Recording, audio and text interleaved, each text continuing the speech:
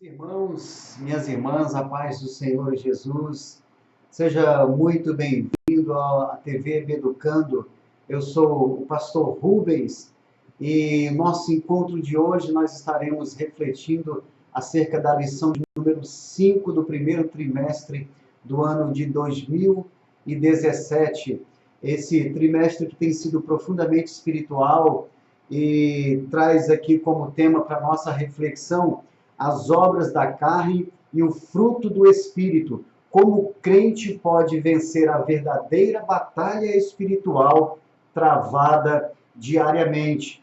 E hoje nós estaremos aqui nessa lição 5, estudando a paz de Deus, né? O antídoto contra as inimizades. Então nós vamos estar estudando mais uma outra oposição. Dessa vez, a paz e a inimizade, né? Uma manifestação do fruto do Espírito, que é a paz, e uma manifestação das obras da carne, que é a inimizade, né? São as contendas, as dissensões, são essas coisas que, na verdade, acabam por ser a tônica daquele que vive regido pelas obras da carne. Então, meus queridos, nós estamos aqui na TV Educando, e como vocês devem ter percebido, esse projeto é um projeto novo, recém-iniciado, a TV Educando está dando seus primeiros passos, nós ainda estamos aqui ajustando algumas coisas, né, acerca de cenário e procurando melhorar algumas coisas, mas desde já você é convidado a fazer parte desse projeto, inscrevendo-se no canal TV Educando, e caso você seja enriquecido aí através dessas ministrações, dessas nossas reflexões, curta aí também os nossos vídeos e nos ajude a criarmos cada vez mais um trabalho que vá ser bênção de Deus para a sua vida, né? Que o Espírito de Deus a cada dia nos conduza com seriedade para refletirmos acerca de algo que é tão profundo, que é a bendita palavra de Deus. Então vamos aqui começar os nossos comentários, as nossas reflexões. Vamos iniciar pelo texto áureo. O texto áureo ele está registrado, é uma palavra ou uma promessa do Senhor Jesus, registrada no Evangelho de João, no capítulo 14, no verso 27, que diz o seguinte: deixo-vos a paz, a minha paz vos dou, não vou-la dou como o mundo a dá. Não se turbe o vosso coração, nem se atemorize. E eu gostaria de refletir com você aqui acerca de alguns pontos desse versículo que lemos. Gostaria de destacar aqui, para nossa reflexão, alguns pontos da palavra de Jesus, da promessa de Jesus, tanto para os discípulos daquele momento, dos primeiros ouvintes dessa promessa, quanto para nós também, que estamos em Cristo, que somos nascidos de novo, somos alvos também dessa preciosa promessa, a promessa de sermos enriquecidos com a mais genuína paz que existe, a paz real, a paz verdadeira, a paz que vem da presença de Deus para a nossa vida, para o nosso espírito. Louvado seja o nome do Senhor. Então Jesus ele inicia esse versículo dizendo assim: deixo-vos a paz, a minha paz vos dou. E é importante que se diga que quem está fazendo essa promessa é ninguém menos do que o príncipe da paz. Esse é um dos nomes, né, do nosso Senhor, e já registrado por Isaías, lá quando ainda havia a promessa da vinda do Salvador, e Isaías ali, inspirado pelo Espírito Santo, logicamente, ele profetiza, no capítulo 9 do seu livro, no verso 6, está assim registrado, que o principado acerca de Jesus, do Salvador, Isaías diz: o principado está sobre os seus ombros, e o seu nome será Maravilhoso Conselheiro, Deus Forte, Pai da Eternidade, Príncipe da Paz. E é exatamente esse Príncipe da Paz que deixou essa promessa, né, de emanar sobre a nossa vida a sua paz. Louvado seja Deus. E ele continua dizendo o seguinte: não vou-la dou como o mundo a dá, né? Então o Senhor diz que a paz que ele nos concede é uma paz diferente daquela que é concedida pelo mundo. Porque a paz que o mundo concede, ele na verdade concede para depois tornar a tirá-la, né? É uma paz circunstancial. Eu acabo associando essa paz que o mundo dá como, por exemplo, uma luta, né? Uma luta em um ringue. Imaginemos um ringue onde dois lutadores estão ali lutando o boxe e existem os rounds, né? Eles estão ali se confrontando, eles estão lutando entre si, e existem alguns momentos, alguns breaks, algumas paradas para descanso, né? Para que eles retomem o fôlego, mas que em seguida eles terão que reiniciar a luta, aquela luta, né? Então, a gente vê que a paz que o mundo dá é uma paz que, na verdade, se constitui como uma janela para respirar. É uma interseção entre dois momentos de turbulência, de perturbação, de agitação. Ao passo que a paz que o Senhor nos dá, essa paz vai muito além da questão das circunstâncias, né? Do que as circunstâncias podem provocar. As circunstâncias, elas podem turbar, mas elas acabam por turbar superficialmente, porque a paz que o Senhor nos dá, ela está arraigada nas profundezas do nosso ser, né? É algo que vem mediante o Espírito de Deus, é uma ministração, é um produto da presença de Deus em nós, através da pessoa do Espírito Santo. Então essa paz, ela não é abalada pelas circunstâncias, ela transcende o efeito das circunstâncias. Então, o mundo nos dá uma paz que na verdade é uma paz momentânea, né? Uma paz momentânea. O Senhor Jesus ainda continua dizendo: não se turbe o vosso coração. Olha, ele está nos prometendo uma paz, e é como se ele estivesse dizendo: olha, até que essa paz ela esteja inteiramente sendo vivida, sendo experimentada, sendo notada, né? Até que essa paz seja percebida, ela já é real, ela já está na vida daquele que nasceu de novo. Ela é uma manifestação do fruto do Espírito Santo que está em nós. Então ela já existe, mas até que essa paz seja desfrutada, né, o Senhor ele nos recomenda a não turbarmos o nosso coração, a procurarmos preservar o nosso coração, preservarmos a nossa alma, com a convicção de que não há por que nós nos desesperarmos quando temos em nós os recursos para estarmos no nível mais elevado do que um nível de quem se turba quando as coisas não estão favoráveis. Então ele diz: não se turbe o vosso coração. E no Salmo 42, no verso 5, o Salmo dos filhos de Corá, nos traz uma poderosa recomendação, né? Uma ministração muito interessante, que pode ser um recurso a ser utilizado por nós para procurarmos preservar a nossa alma das inquietações da vida.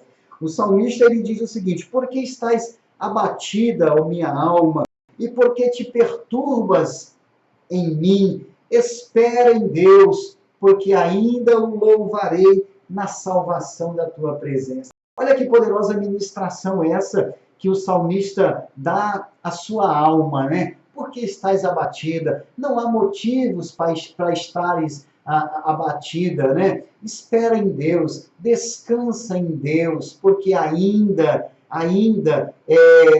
ele será louvado, porque o Senhor ele manifestará a sua graça, ele intervirá nessa situação que pode estar provocando esse abatimento, mas um abatimento que não deve existir na vida daquele que espera em Deus e que sabe que no momento oportuno o Senhor se levantará, o Senhor entrará em ação e fará coisas que nos levarão a louvar e engrandecer o seu poderoso nome. Então o Senhor diz: não se turbe o vosso coração, ou não se perturbe a vossa alma, nem se atemorize.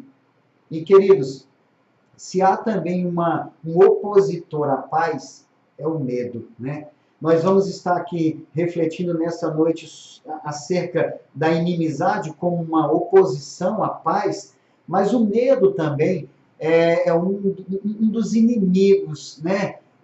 Um dos antagonistas da paz. E quantas pessoas hoje vivem paralisadas por conta do medo, né? E o medo tem essa capacidade, quando ele se instala na vida de alguém, ele tem essa capacidade de paralisar esse alguém, né? Porque o medo ele acaba também conseguindo distorcer a realidade. Existe, inclusive, uma passagem bíblica que nos fala da ocasião em que os discípulos estavam vivendo um mau momento ali, né, no mar, as ondas haviam se levantado, Jesus havia ficado ainda para orar um pouco mais, Jesus havia enviado os seus discípulos para que ele atravessassem o mar, e em um certo momento as ondas se agigantaram, as águas se turbaram, e os discípulos estavam apreensivos, estavam amedrontados, eles estavam atemorizados, e de repente diz o texto que Jesus ele vinha caminhando sobre as águas. E à medida que Jesus se aproximava dos seus discípulos, os discípulos eles começaram a ver a imagem do Senhor caminhando, mas eles estavam tão tomados pelo medo que eles pensaram que Jesus era um fantasma. Jesus era a solução para o problema deles, mas eles estavam vendo alguém que era problema. Ao invés de verem Jesus, eles estavam vendo um fantasma. Ao invés de verem a solução, eles estavam vendo a ampliação do problema. E isso o medo acaba por fazer na vida das pessoas. As pessoas acabam por verem as coisas de uma forma distorcida, né? Elas não conseguem ver a realidade tal como ela é. Louvado seja o nome do Senhor. A nossa verdade prática diz o seguinte: a paz como fruto do Espírito não promove inimizades e dissensões. Veja, a paz como uma manifestação do fruto do Espírito na vida de alguém, obviamente, fará com que esse alguém seja um pacificador. Por natureza, ele acaba sendo um apaziguador. Então, a verdade prática, ela diz, a paz como fruto do Espírito não promove dissensões. E nem tem como promover dissensões ou inimizades, porque essa paz, ela acaba por reproduzir esse caráter apaziguador na vida daquele que nasceu de novo.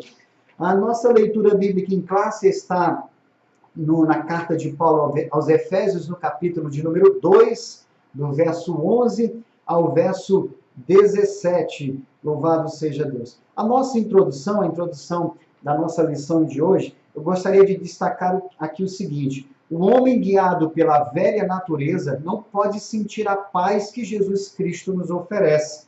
Essa paz não depende de situações e circunstâncias.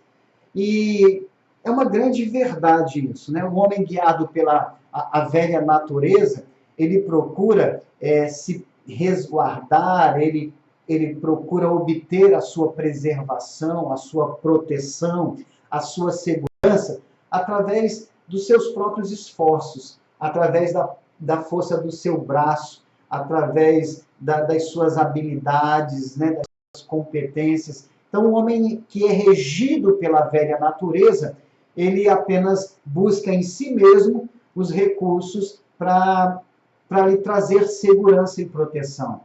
Mas, como diz aqui no Salmo 127, né, o Salmo 27, os versos 1 e 2, ele vem nos falando acerca de um segredo para que nós tenhamos a verdadeira proteção, para que tenhamos a segurança que é inabalável, né? O Salmo 127, o verso 1 diz que nós não devemos, né, edificar a nossa casa sem que o Senhor esteja participante. Então o Salmo diz assim: se o Senhor não edificar a casa, em vão trabalham aqueles que a edificam. E se o Senhor não guardar a cidade, em vão vigia a sentinela.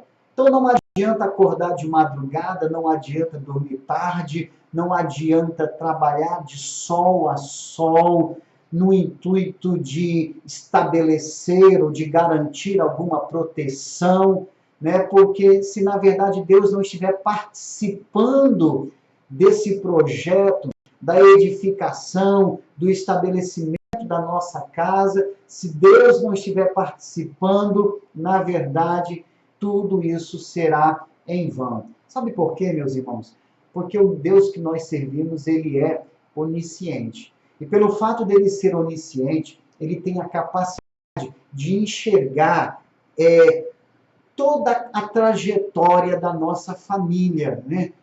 Toda a trajetória e todos os prováveis vendavais que uma família acaba por passar no decorrer da sua vida, da sua existência, da sua caminhada sobre a terra.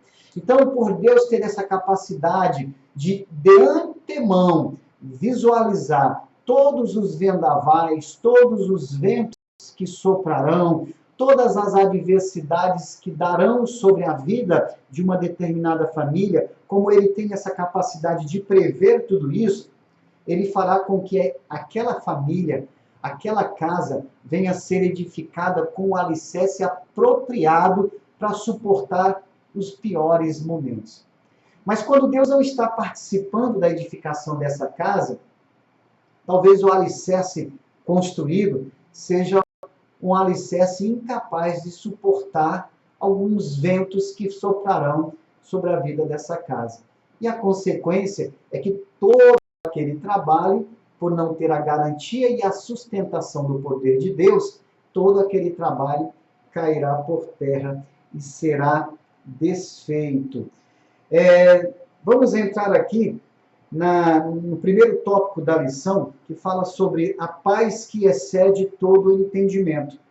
E o subtópico do primeiro tópico, o subtópico 1 fala paz, né? Paz. Podemos definir paz como um estado de tranquilidade e quietude interior que não depende de circunstâncias externas. E é isso que a gente já vem trabalhando, esse conceito da verdadeira paz, da paz como uma manifestação do fruto do Espírito Santo. Ela não depende de circunstâncias externas, né? E eu me lembro aqui de um certo fato, aonde dois artistas, dois pintores, foram convidados, foram desafiados a cada um pintar um quadro que expressasse a ideia que eles tinham acerca da paz real, da paz verdadeira. Então, cada pintor se dispôs a iniciar a sua obra de arte, a pintar um quadro que representasse a sua ideia, a sua própria ideia da paz. E aí, um pintor, ele acabou por pintar uma imagem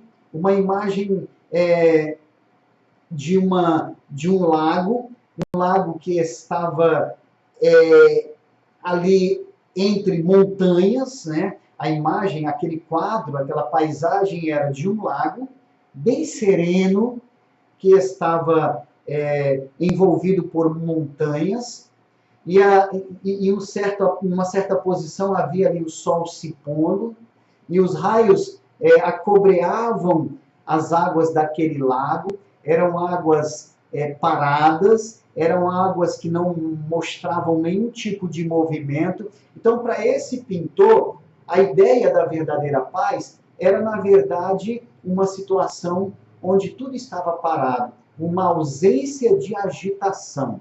E essa paisagem expressa muito bem a ausência da agitação, né?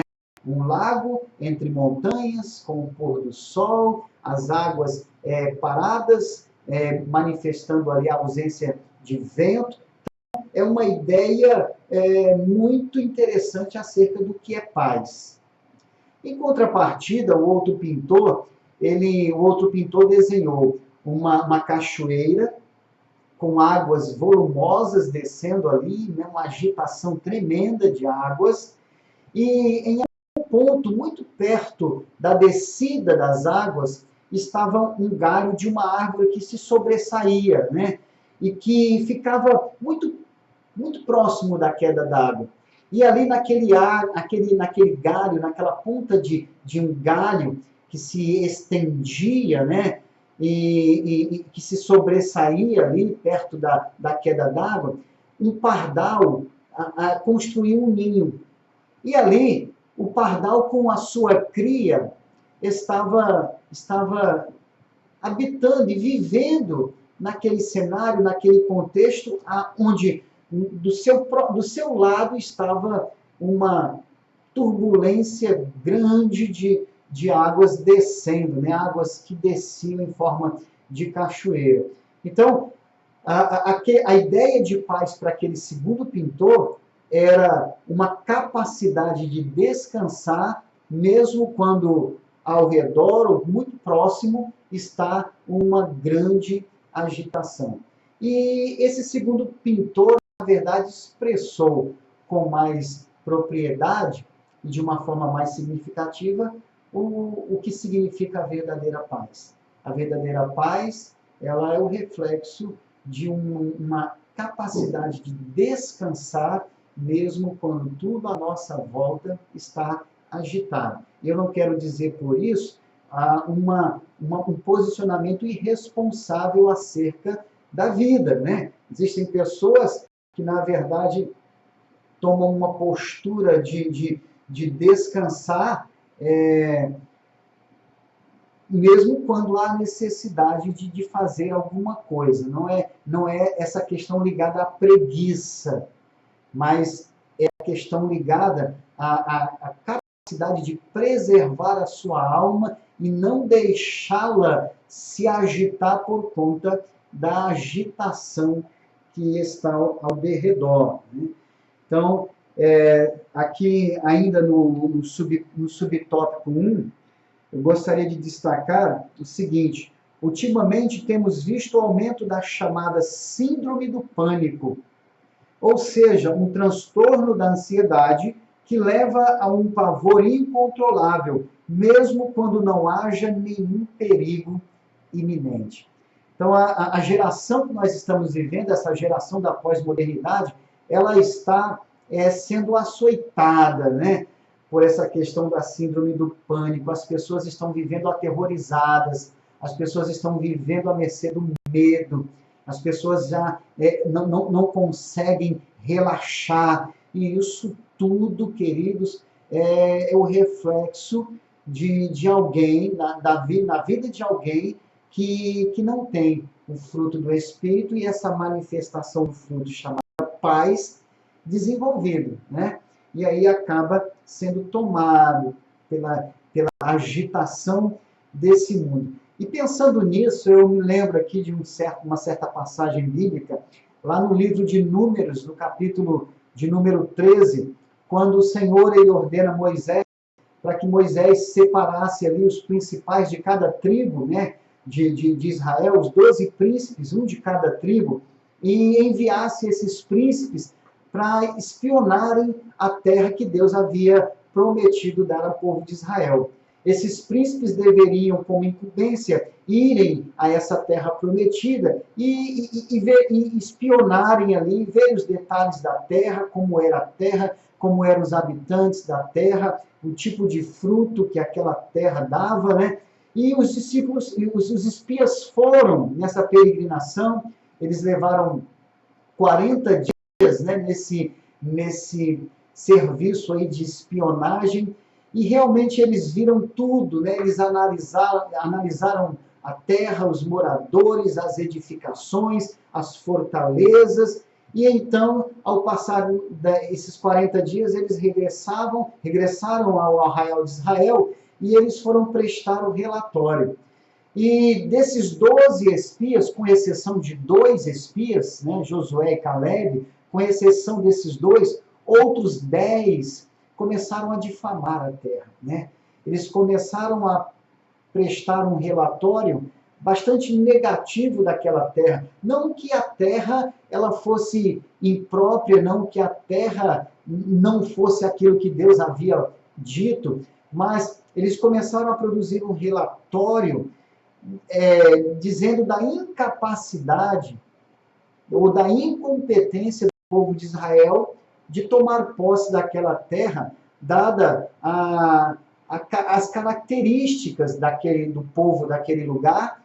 Eram gigantes que o povo de Israel teria que lidar, eram pessoas que habitavam em cidades bem edificadas, em fortalezas, né?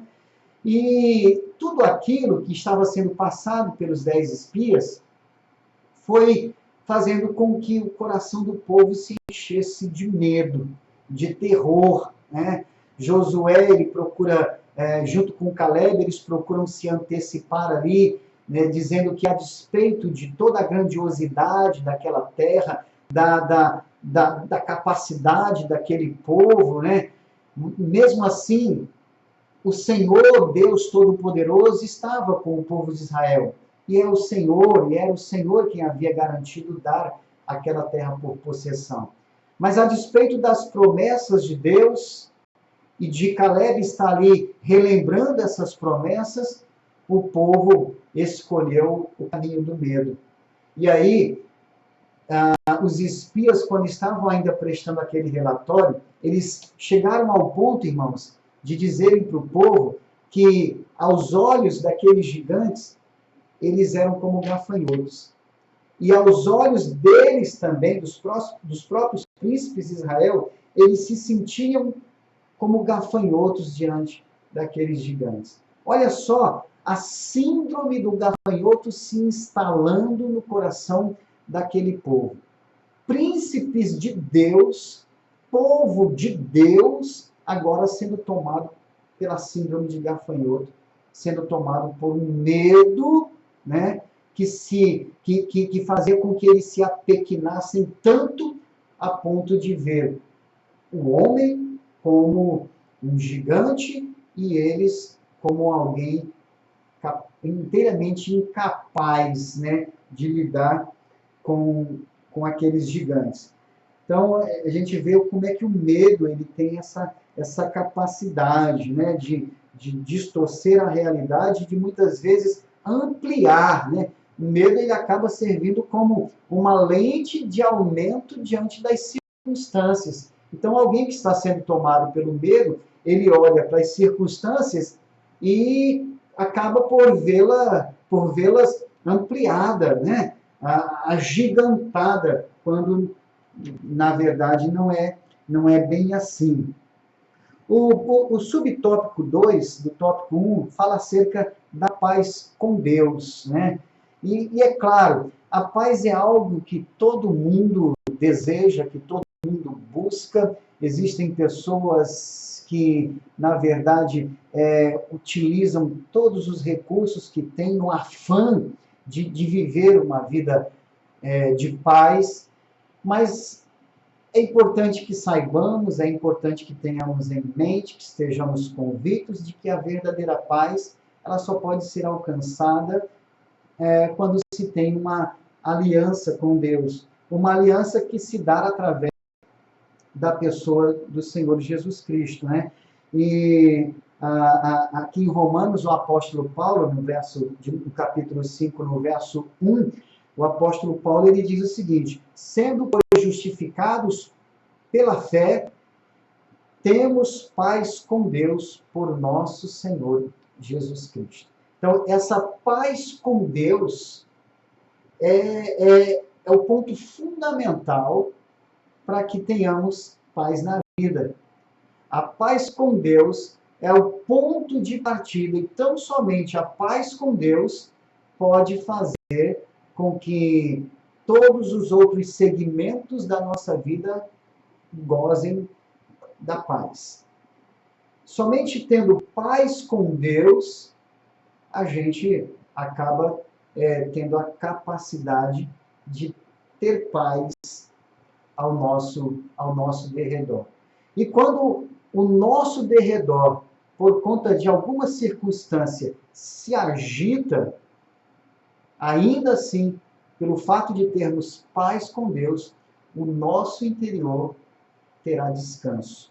O nosso interior continuará olhando para aquele que é o autor e consumador da nossa fé, convictos de que ele vai, no momento oportuno, entrar em ação.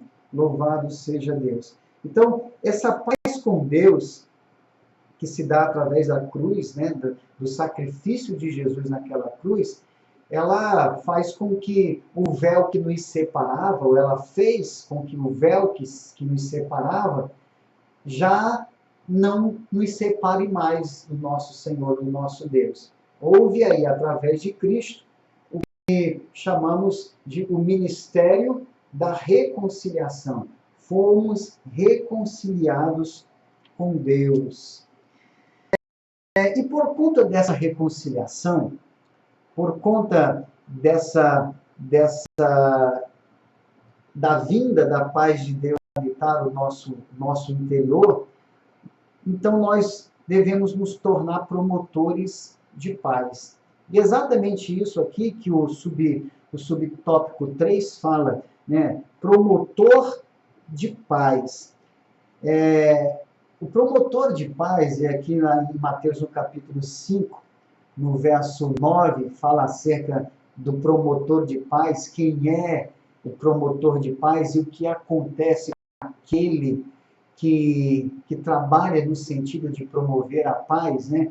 E a palavra do Senhor aqui, palavra do Senhor Jesus em Mateus capítulo 5, verso 9, diz assim: bem-aventurados os pacificadores, porque eles serão chamados filhos de Deus, né?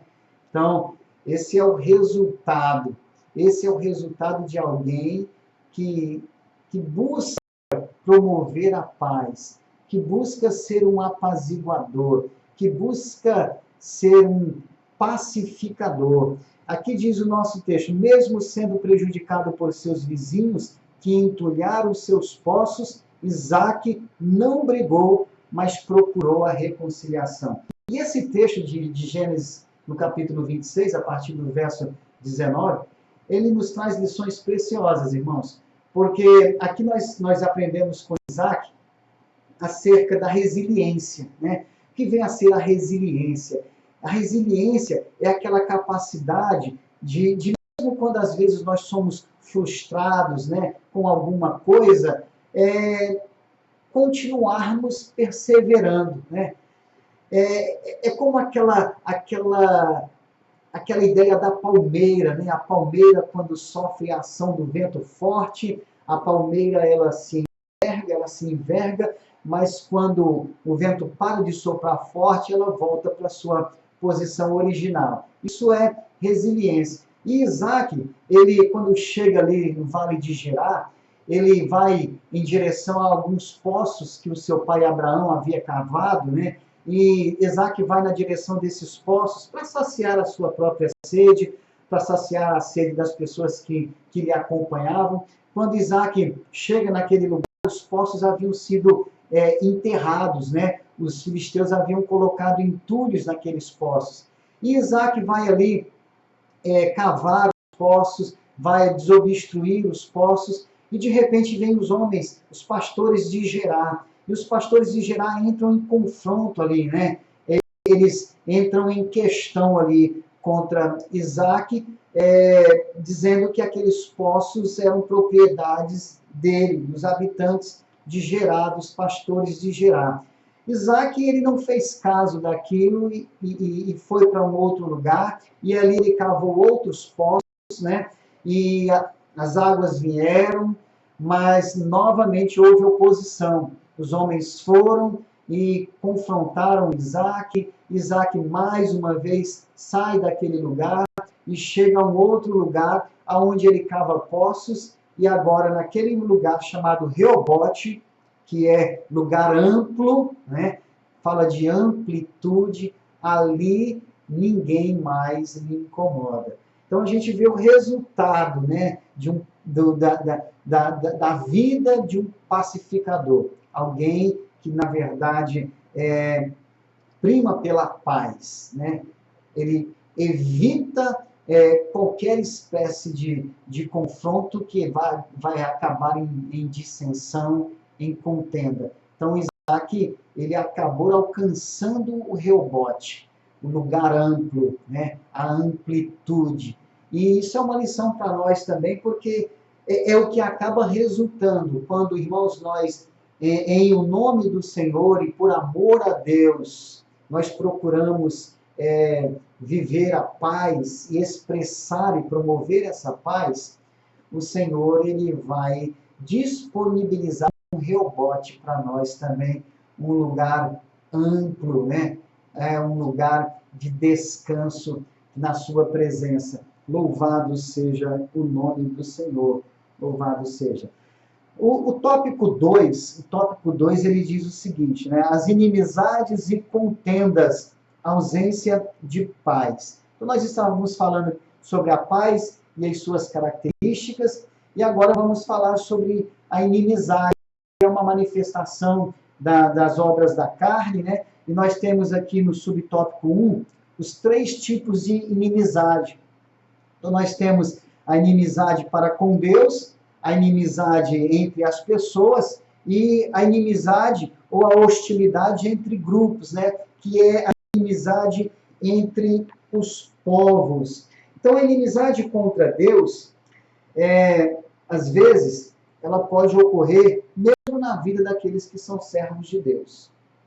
E a gente pode perceber isso, né, na palavra de Deus em Marcos, no capítulo 8, no verso 33, nós temos ali um fato vivenciado por Pedro e por Jesus, quando Jesus estava falando acerca das coisas que iriam acontecer a ele, né? Ele seria crucificado e todos os detalhes ali dos seus últimos momentos. E naquele instante, Pedro, ele procurou censurar Jesus, pedindo para que Jesus não falasse aquelas coisas acerca de si mesmo. E naquele instante, Jesus, ele se voltou para Pedro e disse: afasta de mim, Satanás, né? Porque, na verdade, Jesus percebeu que havia um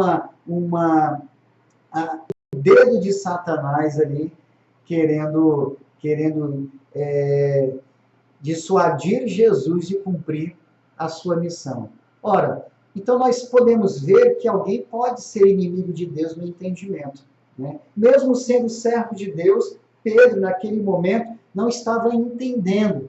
Muito embora, momentos antes, né, e nesse mesmo capítulo a gente percebe isso, momentos antes, Pedro tenha sido poderosamente revelado por Deus, né? Deus lhe deu uma poderosa revelação acerca de Jesus, quando Jesus perguntava para os seus discípulos quem os homens diziam que ele era, e eles foram dizer, de repente, Jesus pergunta para os discípulos, e vocês, né?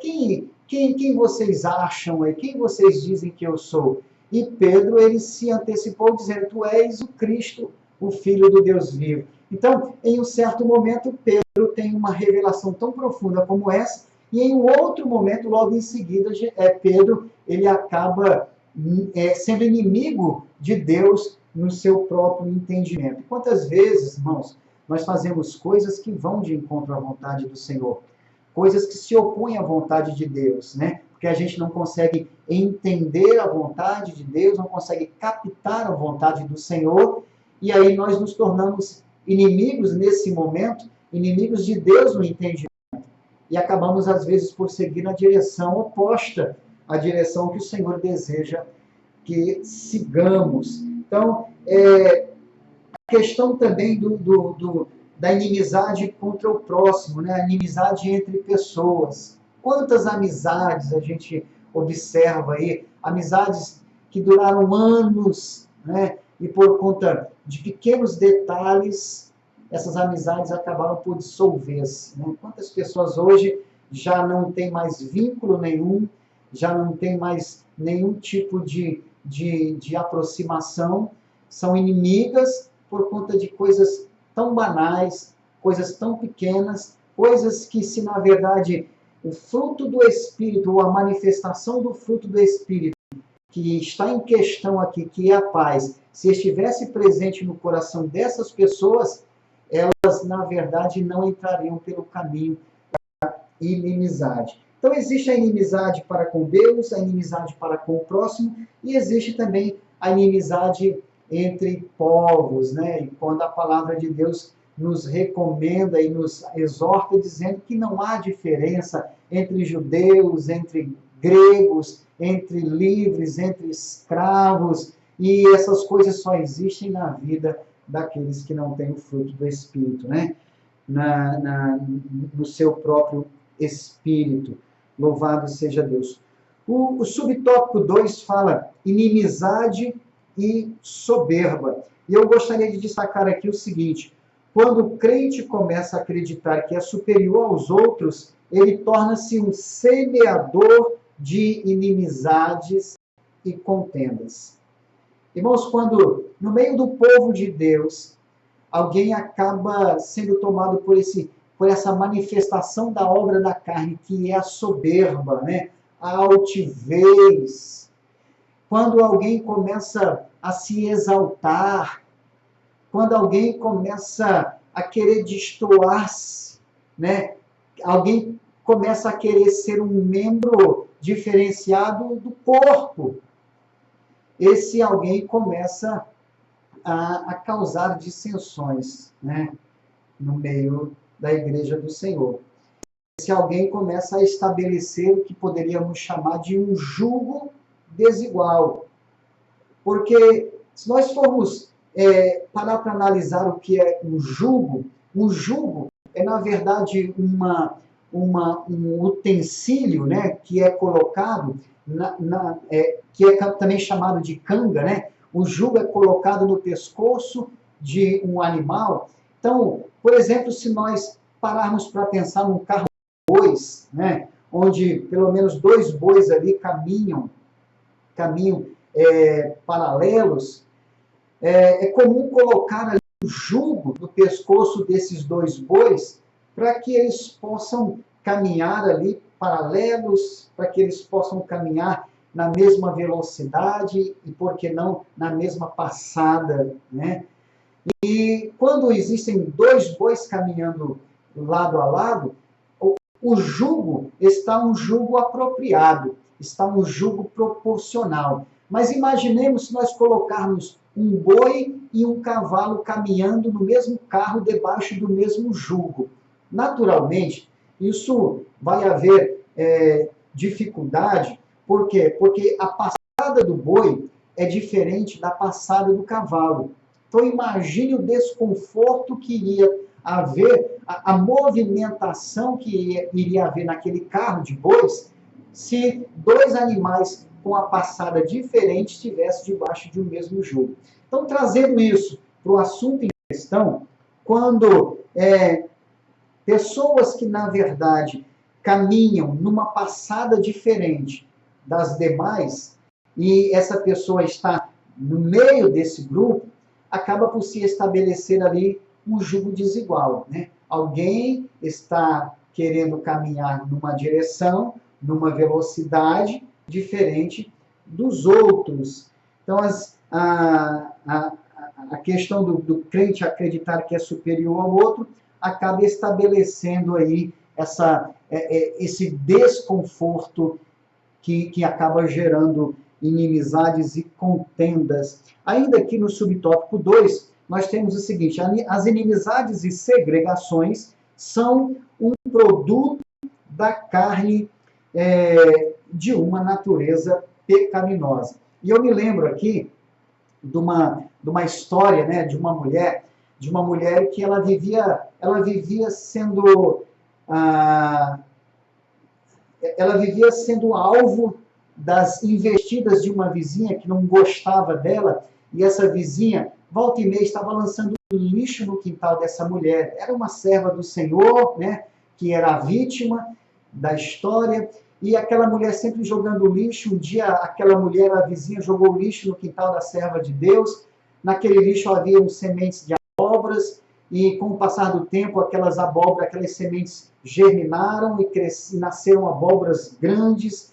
E depois de um tempo, aquela serva do Senhor, ela foi até a casa daquela vizinha, ela bateu palmas ali, a vizinha veio, e quando a vizinha veio, ela apresentou uma abóbora gigante, né, muito grande, para aquela mulher, dizendo: olha, eu vim aqui lhe oferecer o fruto daquilo que você semeou no meu quintal, né? Então, aquela mulher, ela deu como resposta aquele desejo de contenda da sua vizinha, ela deu como resposta um fruto que manifesta o caráter de alguém que é manso, que é pacificador.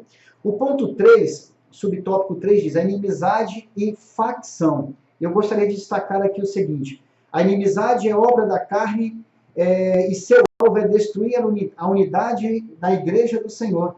Mas o crente que tem o fruto do Espírito busca o bem de todos, procurando manter o vínculo da perfeição, estendendo as mãos para ajudar e tratando a todos com amor e respeito. Louvado seja Deus, né? Então, a gente pode perceber aqui que essa questão da inimizade, da facção, eu gostaria de simbolizar aqui, por exemplo, através da minha mão. Eu tenho aqui a minha mão com os meus dedos espalmados, né, estendidos, e qualquer pessoa, irmãos, que de repente pegar nesse meu dedo aqui e levá-lo para uma posição que não é a posição natural para que ele se dobre, isso vai me causar uma dor, vai me causar um grande desconforto. E com facilidade, essa pessoa pode até me deslocar da posição que eu estou, né, forçando esse dedo para trás. Mas se os meus dedos estiverem unidos, já fica mais difícil, né? Ainda que não seja impossível, mas é mais difícil. Agora imagine os irmãos, se eu unir os meus dedos e fechar, encerrar o meu punho. Fica muito mais difícil, né? Esse movimento de me fazer deslocar da minha posição original. Então, é assim que nós devemos estar, né? Com os nossos dedos unidos e com a nossa mão fechada. Como igreja do Senhor, devemos estar juntos e fechados como um jardim de Deus. E não aceitarmos a posição de estarmos separados e, por conta disso, fragilizados, propensos a vivermos, a sofrermos as influências daquele que promove inimizade e facções no meio do povo de Deus.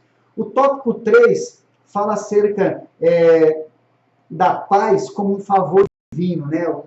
O tópico diz: vivamos em paz. E o subtópico 1 diz: o favor divino. Eu gostaria de destacar aqui para a nossa reflexão o seguinte: vivamos em paz com todos e jamais venhamos a nos esquecer de que fomos alcançados pela graça divina, pois é esse favor divino que nos leva a amar o próximo e a viver em paz e em união, né? Em Hebreus, a Epístola aos Hebreus, no capítulo 12, no verso 14, diz o seguinte: segui a paz com todos e a santificação, sem a qual ninguém verá a Deus. Então, irmãos, isso no mínimo é uma questão de bom senso, né?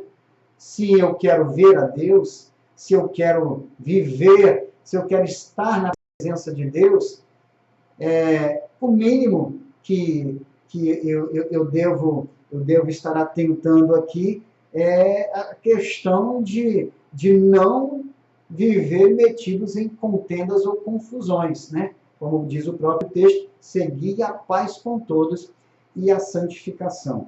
O subtópico 2 do tópico 3 diz o seguinte: a cruz de Cristo. A cruz é um dos símbolos mais conhecidos do cristianismo, pois mediante a fé no sacrifício de Jesus, somos reconciliados com Deus. E é interessante que a própria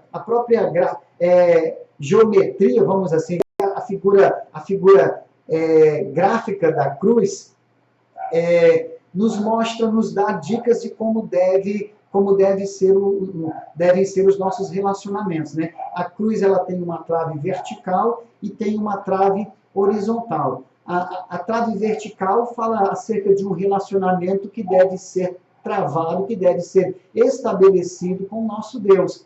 E a trave horizontal fala acerca de um relacionamento que deve ser estabelecido com o nosso próximo, né?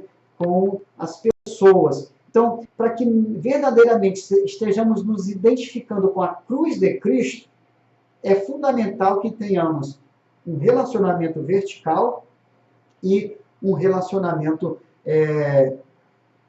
horizontal que seja harmonioso, né? Tanto para com Deus, quanto para com o nosso próximo, né? Então, se a nossa vida, como diz Paulo lá em Gálatas, no capítulo 2, no verso 20, já estou crucificado com Cristo e vivo, não mais eu, mas Cristo vive em mim. Se nós estamos crucificados, se nós estamos em Cristo, também pregados na cruz, né? Se a nossa velha natureza está crucificada em Cristo Jesus, então um dos produtos, um dos resultados dessa crucificação deve ser um relacionamento agradável com Deus e com o nosso próximo. Louvado seja o nome do Senhor. O subtópico 3 do tópico 3 diz o seguinte: a nossa missão. E eu gostaria de destacar o seguinte: anunciemos o mundo que somente Jesus pode nos dar a verdadeira paz, pois ele é o príncipe da paz, conforme havíamos dito lá no começo da nossa reflexão. Isaías capítulo 9, o verso 6 fala acerca de um dos nomes do Senhor Jesus, que é príncipe da paz. Nós devemos anunciar, mas não apenas anunciar, nós devemos viver essa paz, né?